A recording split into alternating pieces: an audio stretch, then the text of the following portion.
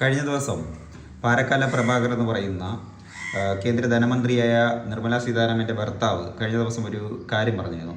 മഹാരാഷ്ട്ര നിയമസഭാ തെരഞ്ഞെടുപ്പ് കഴിഞ്ഞതോടുകൂടി തന്നെ അവിടെ 75 ലക്ഷത്തോളം അധിക വോട്ട് നടത്തി എന്നുള്ള ഒരു വെളിപ്പെടുത്തൽ പാരക്കാല പ്രഭാകർ പറഞ്ഞു.